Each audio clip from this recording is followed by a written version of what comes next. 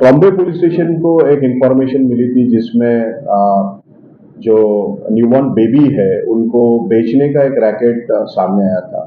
इस सिलसिले में हमारे बॉम्बे पुलिस स्टेशन के पीएसआई नानेकर और उनकी टीम ने वर्कआउट किया और इसमें हमने अब तक 6 जो एक्यूज्ड है उनको अरेस्ट किया है, जिनका काम था कि अराउंड 5 लाख रुपीस में जो न्यूबॉर्न बेबीज है उनको उनकी माँ से खरीद के वो थ्रू एजेंट जिसको चाहिए वो बच्चा हैंड ओवर करते थे। इसमें हमने अब तक 2 जो न्यूबॉर्न बेबीज है, एक 5 दिन का था और एक 45 दिन का था, उसको हमने रिकवर किया है और बाल आश्रम में उसको हमने जमा किया था। ये जो एक्यूज है इसमें एक हैबिचुअल ऑफेंडर है जिसका नाम जूलिया लॉरेंस फर्नांडिस करके है। इसके ऊपर इसके पहले के 7 केसेस है, जो आखिरी केस था उसका था वो 2022 का था।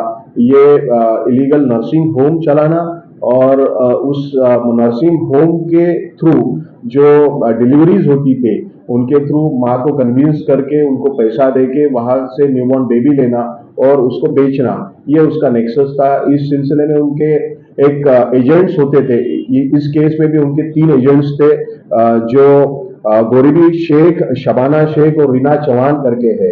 ये एजेंट के थ्रू इनका काम होता था कि प्रेग्नेंट लेडी आइडेंटिफाई करना और उनके बाद में उनका प्रेगनेंसी का पूरा खर्चा ये एजेंट के थ्रू जूलिया फर्नांडिस उठाती थी, डिलीवरी भी करवाती थी और जैसे ही डिलीवरी होती है उसके बाद में वो न्यूबॉर्न बेबी को वो वहां से माँ के तरफ से लेके वो बेचते थे।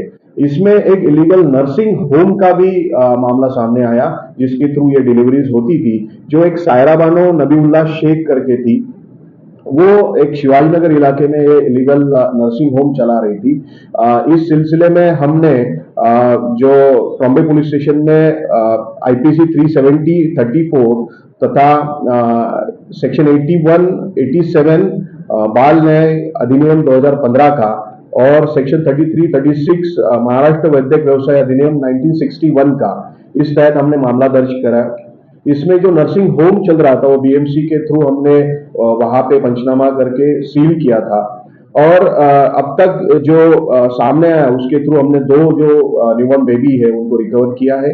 ये जो नेक्सस था एक अराउंड 5 लाख की डील करता था बच्चों को बेचने के लिए, उसमें से 1 लाख रुपए जो है वो बच्चे की माँ को दिया जाता था और उसका जो प्रेगनेंसी का और डिलीवरी का ये पूरा खर्चा ये जो पूरे एक्यूज्ड है ये उठाते थे।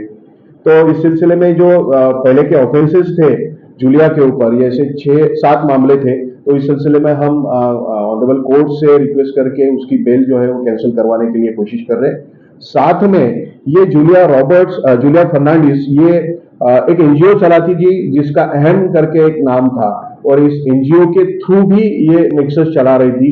उस एनजीओ का नया जो रजिस्ट्रेशन है वो कैंसिल करने के लिए भी हमने लेटर लिखे हैं। साथ में ये जूलिया फर्नांडिस एक डीएमएलटी उसका एजुकेशन था, उसके थ्रू ये सोनोग्राफी सेंटर चलाने का भी लाइसेंस लेने के लिए कोशिश कर रही थी।